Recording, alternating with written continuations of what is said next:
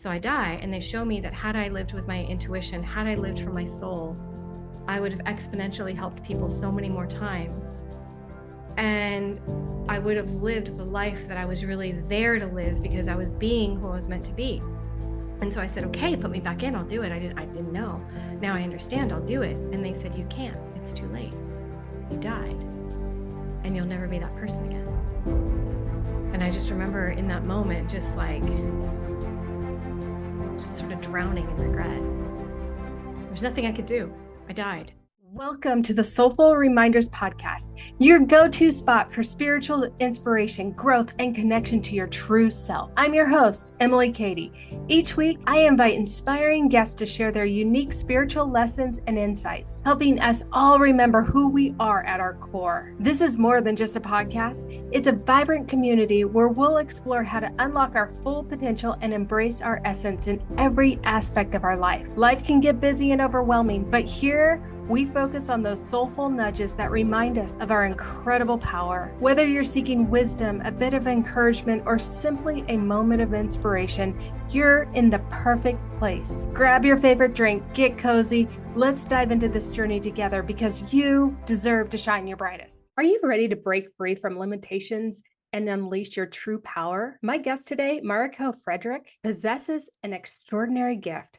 She can recall the intricacy details of past lives and time spent in between lives, offering unparalleled insights into the soul's journey. After a life-changing near-death experience, Mariko fully embraced her spiritual calling, stepping out of the spiritual closet to guide others through profound healing and soul alignment.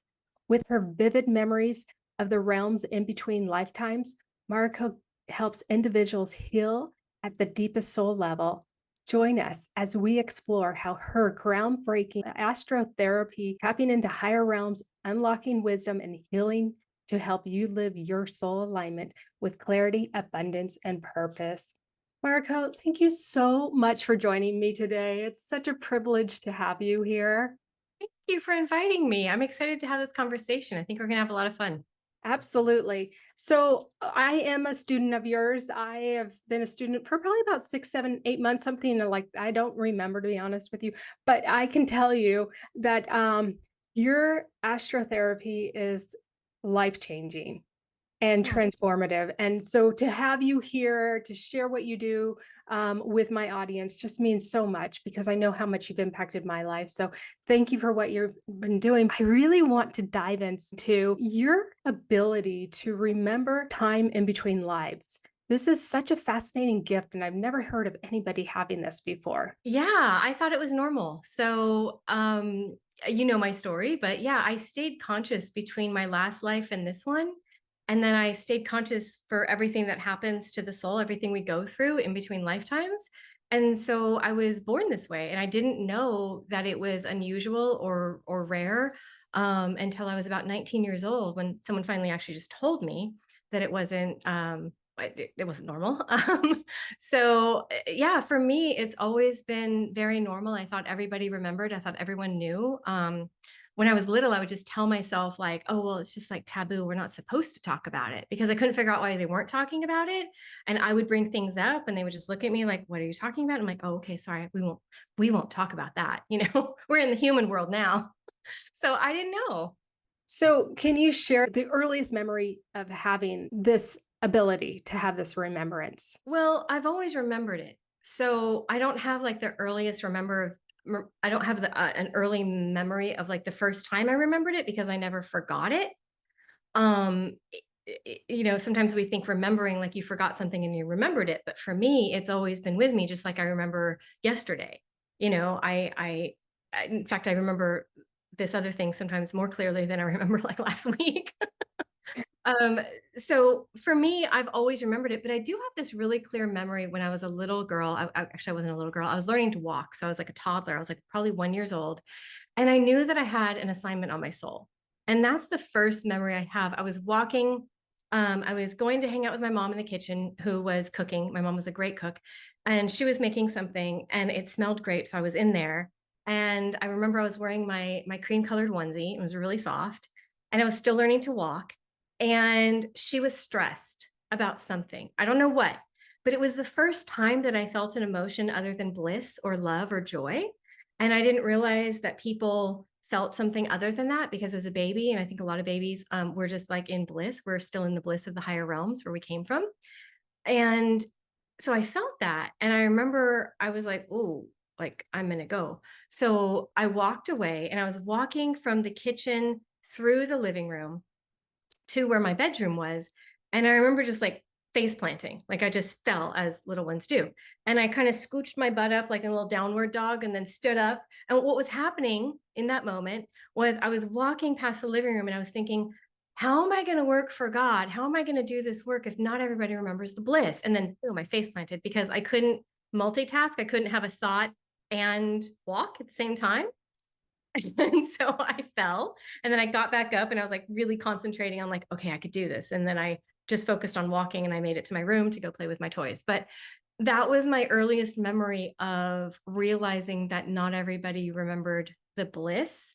And also this recognition that they're not always in 24-hour bliss, which why would I think anything else? Because that's what I was experiencing. So, you only can see the world through your eyes, and that's what I thought everyone felt. So, what a fascinating story. So, in that moment, did you realize, okay, this is my soul assignment is to actually help people find their bliss? No, I just knew that I was meant to work. The way that I thought of it in my head was, how am I going to work for God? Which is an interesting word because at that young age, my parents weren't religious. I don't think they were talking about God. So it's Mm, interesting that I already knew that word and right. knew that there were souls on earth that were here helping. Not that God needs my help, but like that, I didn't know how to say it, like working for God or being participating. Um, so at that very early age of still learning to walk, I may have been younger than one.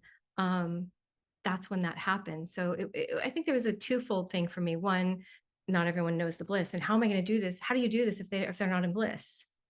Right. Yeah, I mean, that's such a fascinating story, and your young mind being able to understand that and comprehend that is amazing. It wasn't even an understanding. It was like part of, Just a knowing. yeah, knowing. No one ever told me.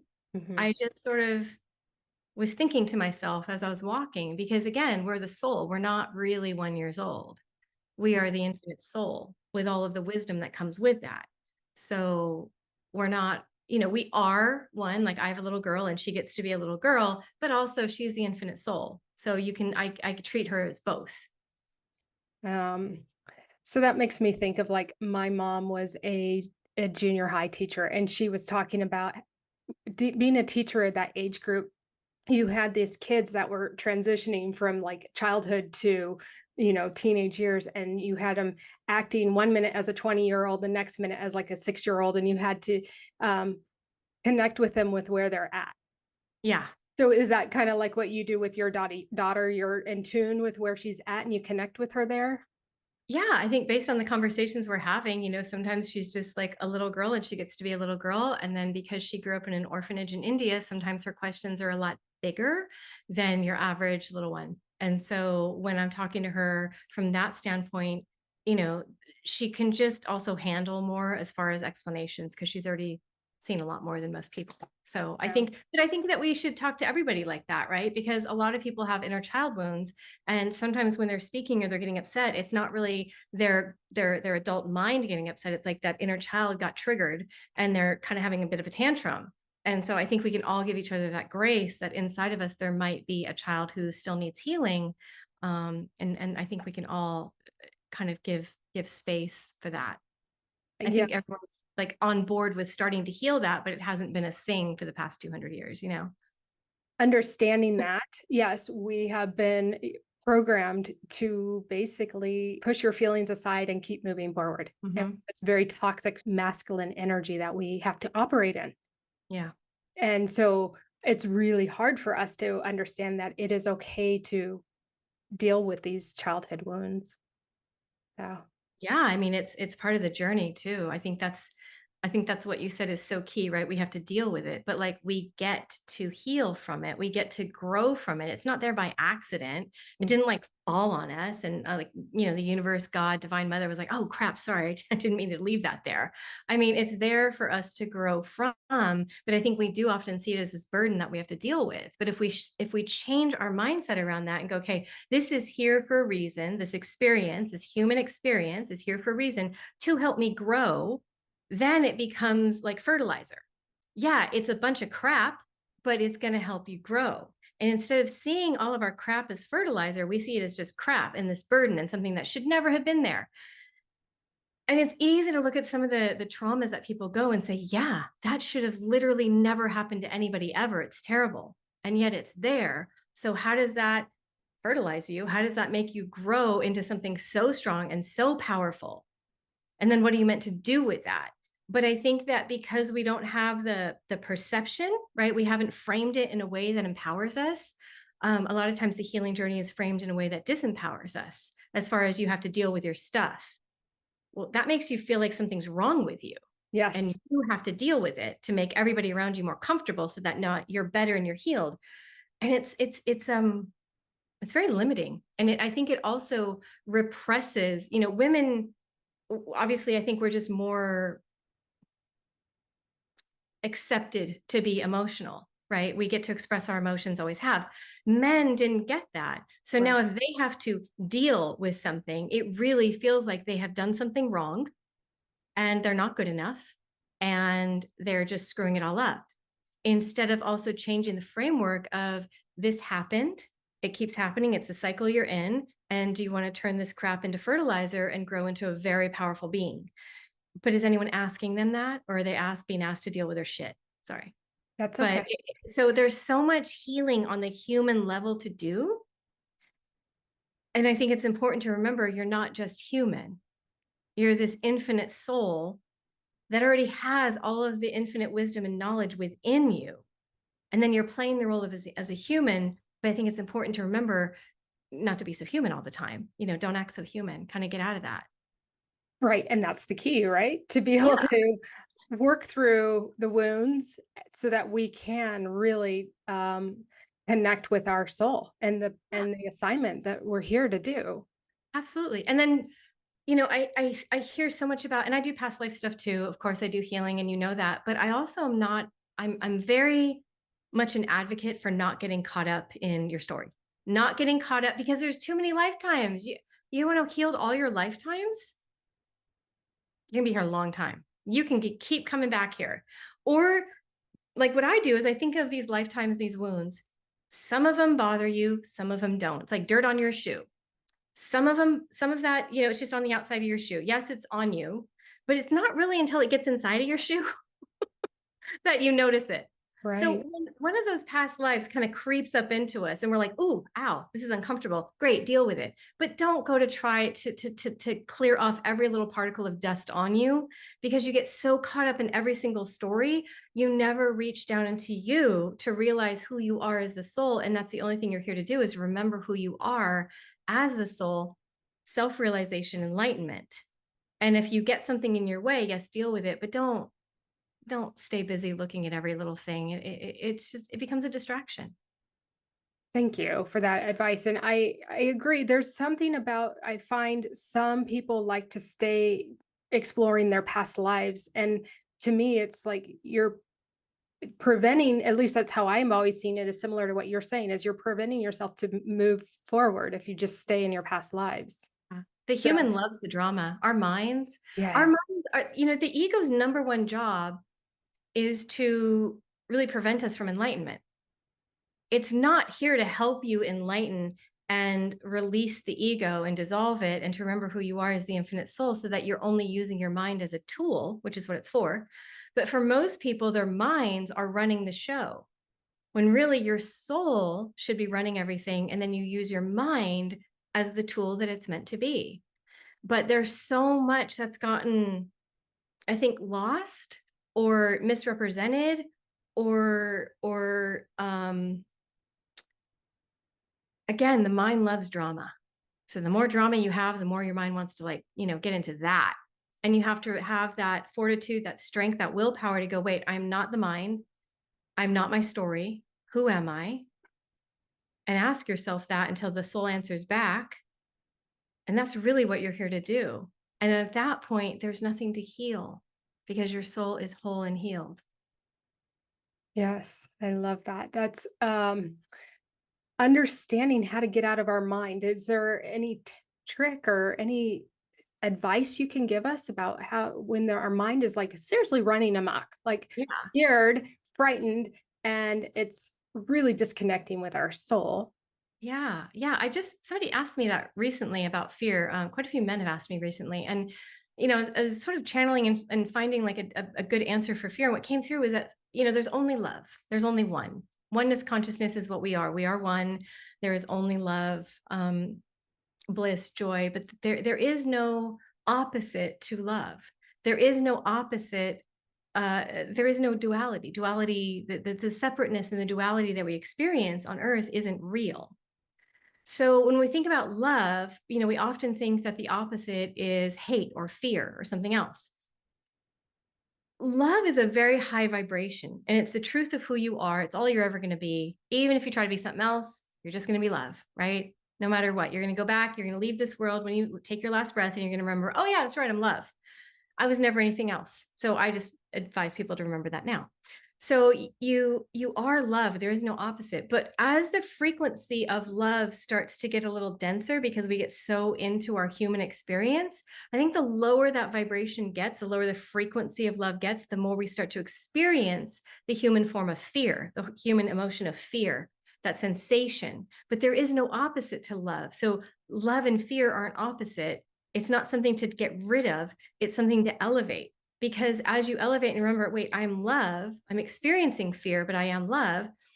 What can you do to get back into the frequency of love? Well, raise your vibration because you got too low and now you're experiencing fear, which is a healthy thing to fear if you're being chased by a tiger. Like, yeah, feel some fear. If you're getting too close to the edge, back off, right? Fear is here to keep us safe too. I think a lot of times it keeps us stuck, but it's really here to keep us safe. Like, don't put your mouth in that alligator, right? Don't put your hand in the alligator's mouth, right? Right. Things that, it's good to be fearful. So don't run out in traffic, bad idea. So how do we elevate our frequency? Well, first of all, you are frequency and you're not going to be anything else. And you are high frequency. So again, you're not going to be anything else. But the delusion of separateness here makes us very dense. And this world is a very dense, heavy world compared to the other realms. And there are other realms. So when we look at that, the answer is very simple. You have to raise your vibration. Well, how do you do that? It's actually really simple. Get out in nature. I know a lot of people are expecting me to say meditate. Get out in nature because we are part of nature, right? We are, like it or not, like we are part of sort of the mammals. So I think we think we're separate, but we're not. We should be totally in harmony and in tune with nature, and we're not. So the more that you can get outside and do a sensory cleanse where you're not scrolling, you're not looking at the news, you're not paying attention to politics, you're not doing any of that, you're not texting, and you're literally just, having like this sensory cleanse out in nature, your vibration will go up automatically. Now, for some people, being in water does it for them. And it's like they're water people and they need to be in the ocean or a lake or a pool or a jacuzzi or a bathtub, whatever it is. Go do that. It will raise your vibration. It also cleans your energy. For some people, they need air. So like get out on a breezy day, whatever it is, get out in nature. From there, your vibration automatically raises the longer you're there. So, I mean, camping, right? Or rent a place in the mountains, whatever works for you. Again, depending on people's abilities, it could be, some people are handicapped and maybe they're not hiking, right? But can they sit outside somewhere in a park, in their own backyard, on their own patio? Of course they can, right? Can they spend more time, for people that are maybe not even getting out of bed, can they spend time watching the nature channel instead of the news? How can we connect and remember who we are as let's just keep it as mammals. How can we remember who we are as humans? From there, your vibration elevates. Now, after that, meditation is a phenomenal way. Now, I will say, and I've been meditating every day for many, many years. it's different for everybody. There's a lot of techniques out there. And I think the one thing I want to tell you is however you tune into your joy and your love is right. And don't let anyone tell you that you're doing it wrong, because there are techniques out there and you can learn them, and you're going to be sitting there doing techniques and you're never going to get to the joy within you if you just do you. So for some people, they feel that joy of their soul when they're outside cycling or surfing or walking or hiking or backpacking. And you make those people sit down and close their eyes and they're just like, spinning. That doesn't work for them right now. And it's not bad. What would be bad is if you try to do something that doesn't work for you because everyone's telling you you have to, and then you miss your own gift. You miss your own path. And I feel like way too many people are doing that. You do you. And however you feel your heart light up and you tune into the higher being that you are, that is an amazing step. And you just keep following that and not what someone else tells you that you have to do or you should do. If those meditation techniques work for you, by all means do them. But if they don't, do what works for you to bring you joy, because joy is your soul. When you feel that well of just almost overwhelming love and joy and peace, that is your soul. Mission accomplished. You did it. The next step, how do I turn off my mind? Concentration. You're not going to turn off your mind, but can you concentrate? So when you're in that state of joy, what can you do to focus on, like create a single focus, right? Maybe some people are chanting Om. Some people might be chanting a rosary. What can you do to focus on one thing, to concentrate so that your mind's not, shopping at the grocery store for you? Not that that ever happens. Thank you for that. That's really powerful input and advice for each and every single one of us, and learning how to reconnect with our soul so that we can be guided, divinely guided in what we're here to do. Understanding that and understanding that you're being divinely guided by your soul, at least for me personally, removes all of the noise, all of the chaos, to me, it's darkness. Like prior to me really connecting with my soul, I was always felt like I was taking a step in the darkness, having no clue where I was going. Mm-hmm.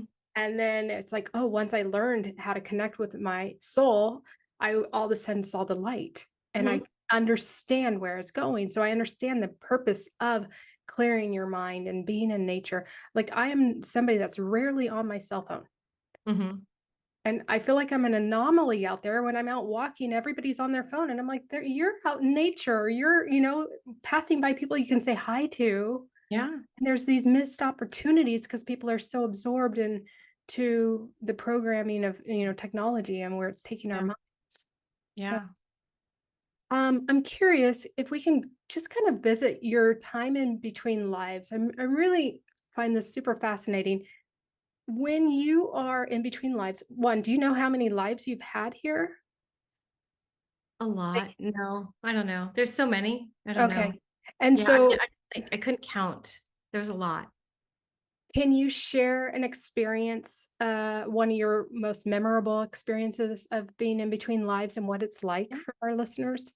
Yeah. So in my last life, so my earliest memory of my life, it's funny, most people think childhood, but I go a little bit before that. So my last memory of my life was walking up the stairs of a 2-story home hundreds or 1,000 years ago. And I was a man in this life. And I remember what I was wearing. And I was walking upstairs. I had a linen shirt and brown pants. And I was really upset. And I was walking, the stairs were on the outside of this.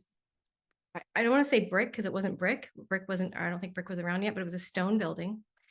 And I walked inside and it was cold. And I stood at my window, and I had the downstairs too, but the upstairs was where I went directly. And it was cold enough to almost need a fire. So I think it was fall, could have been spring. No, it was fall because it was getting cold for the first time. And later it got colder. And I just remember standing at the window watching a guy with a hand cart, like a wooden cart that you see maybe in a movie from several hundred years ago. And he was selling vegetables. And he was going home and his cart was mostly empty. He had sold a lot, so good for him. And I was jealous. I was having a pity party. So I had just learned that I was going to die. And I had a So child. the doctor had told you were going to die, or oh, okay. The You got a whatever prognosis. doctor there was back then. Yeah. Right. Mhm. My humors are off or whatever they told me, right? Right. I'm getting leached or bled or whatever. Oh, I don't know. It's a long time ago. Mhm. So he walks and I'm just starting to feel anger, right? I'm just feeling like denial, anger. I'm going through the grieving process. But I was feeling really angry because this guy sold vegetables and he had 3 daughters. And I remember where he lived and he was going to live and I was going to die. But I felt very self-important. I'm telling him I'm having a pity party. Like I am really celebrating this party. I was important in this town. I was like a town official. I don't know what it was called because we didn't have the words that we had back then. But it was like being a mayor. It was like if somebody needed something, I was the guy that people came to, and it was my job to be organized and make sure they got what they needed. So if somebody's farm burnt down, I made sure that everything went okay with the family, with the crops, everybody got what they needed. It was a lot of trading and finagling, and it wasn't just like, oh, well, let's go pay the, you know, there was nobody to like necessarily pay to do things, right? It was like very collaborative. And Mhm. my last project before I died, I remember the windmill had failed, the town windmill. And so I collaborated to make sure that it got fixed. So I was like this official in town, and here I'm going to die and the vegetable guy is going to live. And I was really upset. And it was very real to me. And I remember getting sicker. And then I remember dying. I remember being in bed, and I remember my daughter being by my side and constantly. And she was really too young to have to do this, but she did. And it was just her and I. I was a widow. So whoever I was married to before, my wife had died. Again, I was a man. And my wife had died. So it was just the two of us. And at the point of death, I remember, they had brought my bed into the upstairs area, this room. It was a big room, and this room wasn't normally my bedroom. But they had brought it up into this larger room. And behind me, kind of leaning up against the wall, there wasn't a lot of furniture in this room, was a bunch of people, friends, and my sister at the time. And I remember I knew that my daughter would go to her and she'd be okay. It wouldn't be the same, but she would be safe. And I remember the process of death. I remember the process of taking my last breath. I remember not feeling afraid. But I also remember before that, the grieving process and feeling like I was hanging on to my daughter, like, like we were like iron grip on each other, and I remember how painful that was. And especially now being a parent, it's just unimaginable. And I remember feeling this spiritual experience, like a familiarity, like I wasn't afraid when I died. I think I was afraid before, and I was going through a grieving process. And then when it started to happen, I just remember this beautiful light shining on me, like 1,000 suns shining into me, which is interesting. It's the same thing that happened when I had my NDE. And then feeling so familiar and warm and comfortable. And then going through the transition of death, which at the time also felt very familiar and not scary at all. And then I died and I went through the life review. And the interesting thing about the life review, you said, what is your most memorable experience? And this is the most memorable. It's not the most fun. It's the most memorable, in that they showed me my potential in between lifetimes. And they showed me what I was really there to do, really who I was there to be. And I had accomplished a lot. I mean, if I gave you a checklist, like I had accomplished a lot, but I wasn't being who I was meant to be. So I really wasn't doing what I was there to do, because I was doing from less in my heart. And so they showed me again and again how they were asking me to live and breathe and work and love from my intuition and listen to the guidance and continually flow in that. And I was like, nope, I don't want any part of that. I'm good. No, I use my intuition occasionally, but I was like, no. And I had a strong intuition, but I was like, no, no, no, I'm going to do it my way, because I always get things done. And I didn't believe that listening to an intuition was even a sane thing to do, honestly. And I was totally against it. I wasn't talking to people about this, but that was crazy, right? Listening to a voice in my head, no way. So you got hung for that kind of stuff back then, right? So no, I'm not doing that. So they showed me how many times that they were trying to get me to live from my intuition, and I was resistant, even though I knew it was good and I knew it was the right thing to do. It was like, no, no, no, no. I mean, I'll get to it. Okay, but no. I kind of knew it was good too. And I thought, well, later, but I'm not comfortable with it now. So I didn't. So I die. And they show me that had I lived with my intuition, had I lived from my soul, I would have exponentially helped people so many more times. And I would have lived the life that I was really there to live because I was being who I was meant to be. And so I said, okay, put me back in. I'll do it. I didn't know. Now I understand. I'll do it. And they said, you can't. It's too late. You died and you'll never be that person again. And I just remember in that moment, just like, just sort of drowning in regret. There's nothing I could do. I died. I can't get back. Now I see this is what I was supposed to do. This is what life's about. Cool. Thanks for sharing. Awesome. I don't get to go back. My body died. And so I stayed watching over my daughter for a long time, and just feeling this deep regret and love and just screaming to her. Not that I had a voice because I didn't have a body, but it was like my consciousness was screaming out to her. And occasionally I felt like she noticed. And then it wasn't until she stopped grieving and she started living her life that I realized it was time for me to live mine. And occasionally my guide, teacher, whatever you want to call, would try to pull me and be like, you have to move on. I'm like, not yet, not yet. I was like glued to like watching a TV show of my daughter's life. And when she started to let me go, I could let her go. And then I went into the higher realms. So I'm curious. This is so fascinating. So now you're in the higher realms. Could you still go back and visit your daughter at that point or not? No, I didn't. you No. didn't. But could you have if you wanted to? I think people can check in, Mhm. but I was complete. It was complete at that moment. Got But I it. did know that people check in on their loved ones, but I don't think they're watching because I was in the void. I was in between realms. Right. I had died and I was in the place that I'd done my life review, but I wouldn't leave from there. I wouldn't go Got into a it. realm. You weren't So ready. I I asked because I have a dog who passed, oh gosh, she passed probably like 10 years ago. And Mhm. she came to me. I knew she was always around me. And about 4 or 5 years ago, she came to me and she said, it's time for me to move on, Mom. And she Oh, left. And she yeah. only came back twice when my other two dogs died. She came back in a dream. I knew it was her because she had a certain marking. And she's like, it's time for me to take them. And then Oh, she's just gone. And oh, I was like, I remember being a little heartbroken because I'm like, oh, wait, I still want you around because I could feel my dogs and in the yeah. spirit realm. But she was like, it's time. I got a job I have to do. Yeah. Now you know the job. Yeah. That's so cool. Yeah. Oh, So her beautiful. job, she told me her job was to help other dogs transition. Clearly. Yeah. Yeah. So whenever I know somebody's going to lose their dog, I call her in and ask her to take care of those other dogs that need to go. Oh, that's So, so but I'm curious about your experience. So now you're in the higher realm. So did you have a job like Scout? Scout was my dog of having, an actual job up there or? yeah, yeah, eventually that's not for me, that wasn't the whole point. For me, so the answer is yes, but the experience wasn't about the next job. The experience for me was going there into a world of light. Everything is made of light. The flowers, the trees, your body, you have a body of light, still in human form, still in like arms, legs, head. We still are shaped like humans, but our bodies are made of light. So you can everything, everybody's telepathic. You're using your chakras, your heart chakra, throat chakra to communicate telepathically with everyone. Everything is love. And I had an entire lifetime there. And I don't think we have time to go into the entire experience, but I'd say, I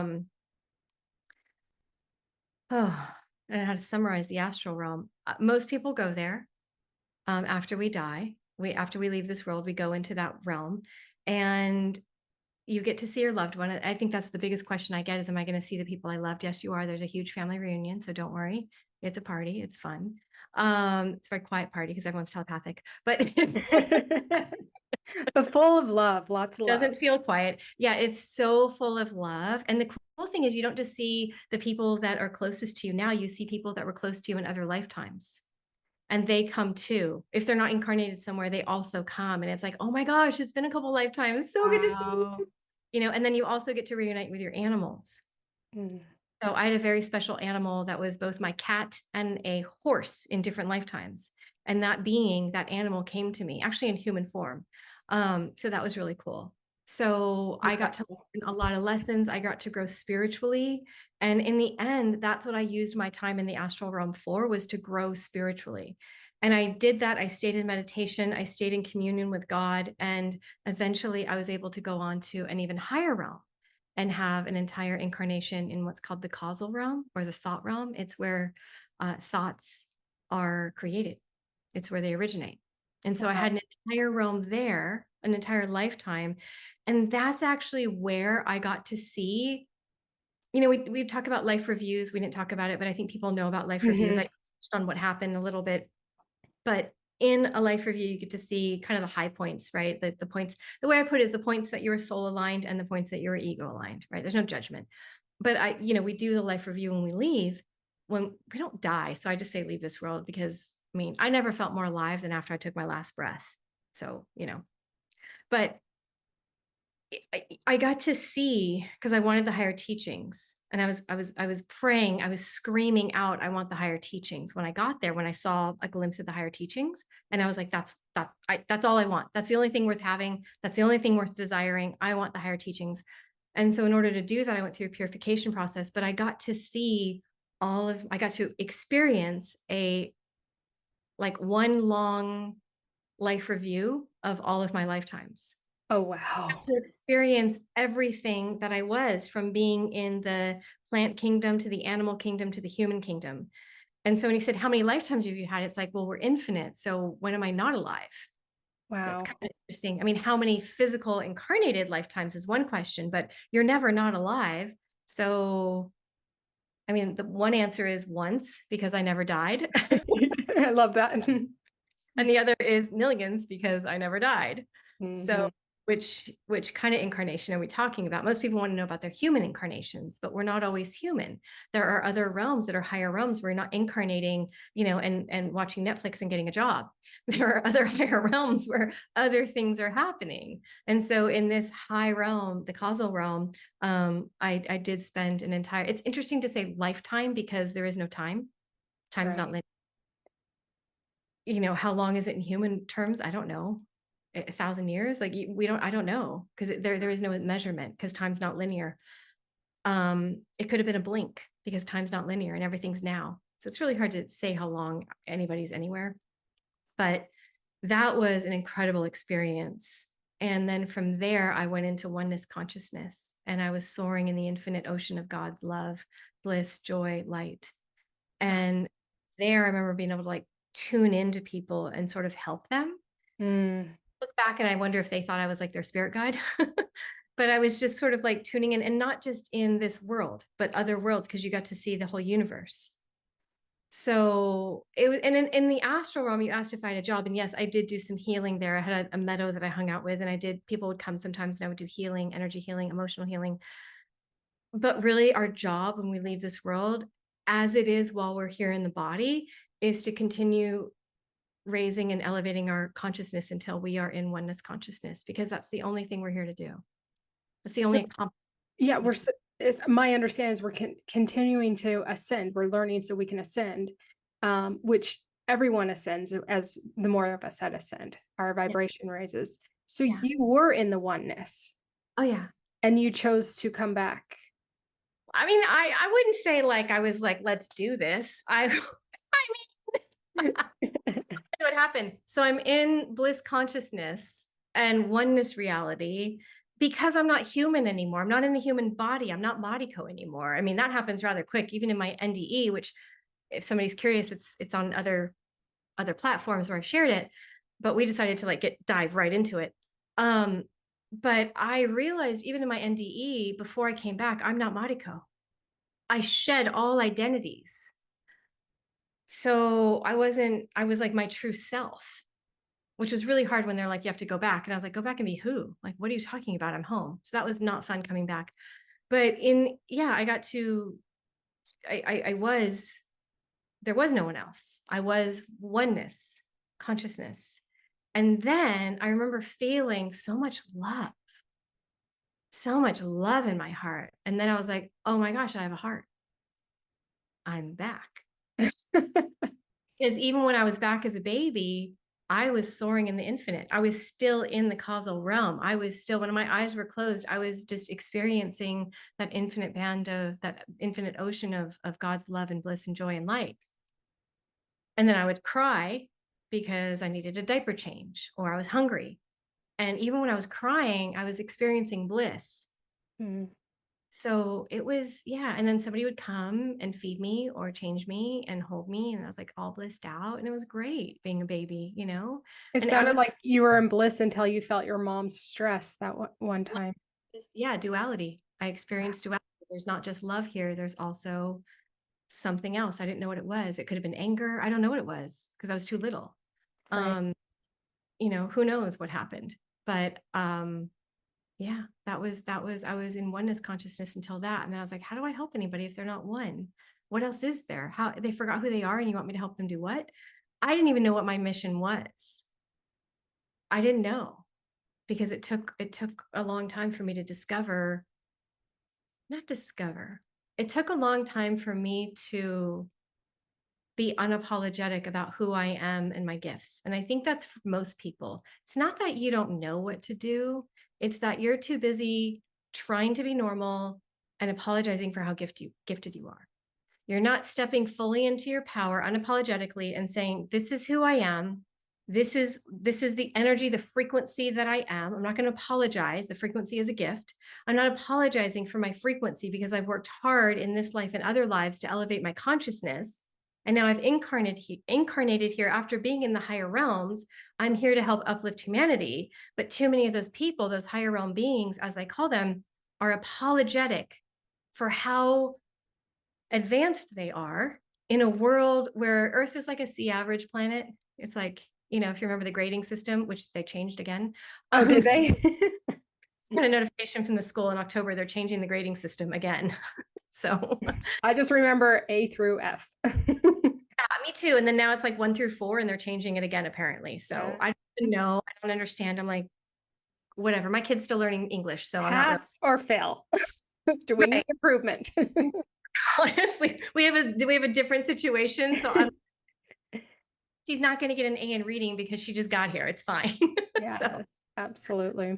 really care. We don't care about that kind of stuff right now. So but Earth is basically a lot of sort of average vibration frequency people. Not bad, just kind of average. And the thing about Earth is people come here from the higher realms to elevate, but people graduate from the lower realms to go from their D plus, and then they get to Earth, C minus. I made it. I got a C minus. I'm on Earth now. I'm out of the lower realms. Awesome. And then they start acting according to their nature, not the nature of their soul as bliss, but according to the lower vibration being that they are. It's not bad. As I've said it before to you, we are all one. So if you're a higher realm being, you might be at the level of your eyes. If we think of oneness as a person, as the body, so maybe you're a higher realm being and you're at the eyes or you're at the nose, and a lower realm being is at the knees or the toes. Don't cut anything off. We're all one. And the more you elevate, the more the whole body elevates. The oneness of our being elevates. So we're not blaming. We're not saying you're not good enough. Everybody's meant to be here. And in fact, I think the lower realm beings push us to do our work because they're creating such nonsense and havoc. And so we have to keep elevating because it elevates them too. And so we have to get out of the judgment of us against them because it's not. It is us because of them, us for them. Because they are also enlightened beings. They just have forgotten who they are, as we once did too. So as a being who's been elevating, into higher realms, it's your responsibility to go, okay, this isn't a battle. This is just simply all of us who know better, elevating and not hiding anymore and not apologizing for being so gifted. So much to say, and I know we're running out of time. And thank you for explaining the duality of this 3D realm that we're in and how we are actually all one and working together to elevate everyone. We are. No one else. I want to touch on, and as we wrap up, a few things. the importance of what we had talked about earlier on before we went into your lives in between lives, of how you went through that life review. And in that life review, you saw, oh, I should have stopped, got out of my head, got in my heart, and followed my intuition. We were just talking about that prior to you sharing about this, of how important it is to do that. And I know for me personally, I've had an NDE, but I've always had in my mind, especially when somebody transitions early on in their life, I always go, gosh, are they just kicking themselves going, I wish I would have? Mm. Like, I missed it. I missed what I was supposed to do. And so I just want to ask you to share a little bit about your work and really how you're able to help people connect with their soul and their assignment here so that they don't have that, I wish I would have in that life review. Well, I think, that really scares a lot of people when I've mentioned that. So I want to put them at ease as far Okay. as like the possibility that you die with an assignment on your soul. There is no death. So we're so attached to this life because it feels like the only one. But and I'm getting this analogy, and I don't mean to put down our lives, but it's kind of like if you left the house and you forgot your keys and you got to run back again. We kind of take this very seriously. And I'm Right. not, it's not, I'm just saying it's a blip. And you know what? You do it again and you know better. So you've already done that. That thing you're afraid of leaving, dying with an assignment on your life, you probably already did that. And that's why it's freaking you out. And now you're like, I'm not going to do it. That's why it triggers you. Got it. Because you've Interesting. done that. And you're like, oh crap, I remember that. I'm not going to do that. So you don't have to be afraid. And also, you don't get to die before or after your time. That was something that was really clear in my NDE because I was like, I don't want to go. They were like, you have to go back and help people. And I was like, no. They had to ask me 3 times before I finally did it. And because I was home, I was like, go back and do what? Like where? Because I remember, I was experiencing infinity. And people have asked, how long were you there? And I was like, 800 years? I don't know. Yeah. Long as No not time. it was anymore, or how to be Yeah. human, and I think that we need to let go of the fear. Again, raise your vibration. You can accomplish everything you're here to do in one moment, and it's only going to be one moment because the only thing anybody's here to do is remember who they are as the soul. Hmm. Only thing. Anything else you want to do from that consciousness is like icing on the cake, right? Like I've created my business and my work out of my soul because I remembered who I am. But if I only did something, create some $1 billion business without knowing who I am, I have done nothing. Right. So the only thing that really counts is everybody remembering who they are as the soul. And the assignment I always tell people to do is just close your eyes and ask yourself again and again, who am I? Who am I? And you ask that enough days, months, years in a row, your soul answers back with the vibration, the frequency of who you are. Not an explanation, not words, but just this like frequency, this joy, this love. That's who you are. All you're here to do is remember that. That's it. So people need to take the pressure off of having this assignment that has something to do with doing. The assignment is being you. That's all you're here to do is be you. Be all of you. Remember who you are. Be unapologetic about who you are. That's all you're here to do. And you can do that today. It doesn't take years. It doesn't take practice. You can do it. It just takes sitting down and asking yourself, who am I? Hmm. Thank you. Thank Yeah. you. Leads to your second question, my work you wanted Yes. to know? Yes. Of how to help people connect with their soul. So what I love doing is I created my own modality called astral therapy. People often ask me their purpose, and I love helping people find their purpose, but your purpose is the most obvious thing about you. It's so obvious you're missing it. The most obvious thing about me, I thought I would tell you, is that I'm a healer. I've always loved healing, right? I worked in a trauma intensive care, did Chinese medicine. I do this now. Am I? Or is the most obvious thing about me that I stayed conscious between lifetimes and I have a little bit of a story to tell, and it's really easy for me to travel into the higher realms? Then I thought everyone can do it because I didn't know better, because no one told me that I wasn't able to do that or shouldn't be able to do that. So I just went ahead and did it. So now I've created my own modality called astral therapy, and to where I bring people into the astral and actually even higher realms and oftentimes different dimensions, to go and clear whatever it is, that rock in their shoe, not every dust particle they've ever run across in every lifetime, the rock in their shoe that is preventing them from being the biggest, most expansive expression of who they are. And we go into the higher realms to do that because, one, we're safe. The lower realm beings can't get into the higher realms. So I love that. And also you get to already experience who you are as a soul, because we go back basically home. So that's the work I've created. That's what you and I are doing. And that's what I've birthed into the world. And I believe that there are more modalities that the world hasn't seen before being birthed, or that will be birthed. It's absolutely incredible. And anyone listening, I highly recommend experience her astrotherapy. It will transport you. It is truly amazing. And I have to tell you, Mariko, when I have done it with you, the astro plane that you take us to with the meadow and the water and whatnot, I have traveled to that for years on my own. That's where I was before I incarnated. It was in my meadow. I hung out in the meadow. If you read my book, you have it. I have your book. Yeah, I haven't read the whole thing. I've started reading it though. Yeah, there's the river, there's the meadow. I'm just taking you to where we already were. And that's why it's so powerful, is because I'm awakening this memory of like, how did she know that? Well, just because I remember doesn't mean you don't remember. I just remembered it clearer or more consciously. But my book, my story opens up that memory in a lot of people so that you can remember more of who you are. It's incredible. Yeah, I'm like, I've been here before. So yes, it truly is incredible. It's such an amazing opportunity to really reconnect with who our essence, our true essence. So yeah, what we're here to do. How, if anyone wants to experience your astrotherapy or get a hold of you, what is the best way for them to contact you? I have a website, soulpriority.com, and there is a free astral therapy to find your purpose, and they can jump into that. It's pre-recorded. I have a YouTube channel, Mariko Frederick TV. I have Instagram at Mariko Frederick. And then I have a Facebook group, a free Facebook group they can find me at as well. I can give you the link. Yeah, I'll drop all the links below for sure.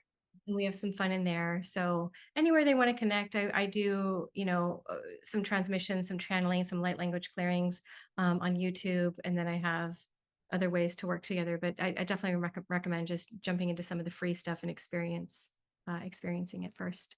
Absolutely. Well, thank you so much for your time and sharing your story. It's so inspiring. And for doing this, I'm really excited for you. I think this is, you being a being from the higher realm and giving other beings a platform to express themselves is so needed in this world. And I'm really grateful and proud of you for doing this, because it does take a bit of courage to stand up on a platform and say, this is who I am, and this is what we're talking about. And so I applaud you, because it's not easy. I think you make it look easy. But until someone stood in your shoes and they've created something that the world needs that is not in place yet, they don't know how challenging it is on so many levels. So I'm really happy for you. I'm happy for everybody listening too, because it's we want to get your channel out there because you have a strong message. Thank you, Mariko. And for our listeners, thank you so much for joining us today. I hope you found as much inspiration and insight out of this conversation as I did. And I just hope you also keep shining your light. Thank you. Thank you so much for tuning into this episode of Soulful Reminders Podcast. I hope you're feeling inspired and empowered by the incredible insights we shared today. Remember, every story and lesson we explore is a beautiful reminder of the immense potential that resides within you. As you continue on your journey, take these soulful nudges with you. Embrace your true essence and actively work towards unlocking your full potential in every area of your life. If this episode resonated with you, I would love for you to subscribe to my channel and give this video a thumbs up. And don't keep this goodness to yourself. Share it with others who could use this little reminder too. Until next time, keep shining your light. Remember, you're not alone in this journey. Together, we can uplift and inspire one another to live fully and authentically. You got this.